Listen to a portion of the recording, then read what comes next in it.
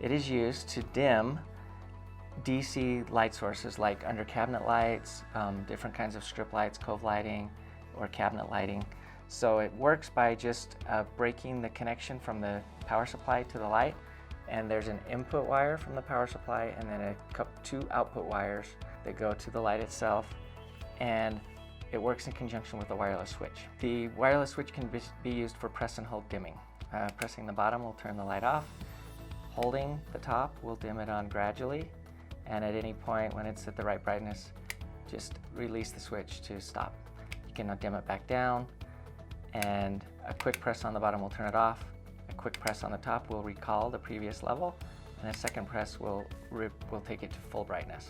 And if there's separate cabinets under cabinet lights, multiple dimmers can all be linked to a single switch, so it allows multiple lights to be controlled in unison. It's very popular for the dimming performance, the flicker-free performance. To link the switch to the LED dimmer, press and hold this linking button until the light starts to blink, and then press the switch 3 times.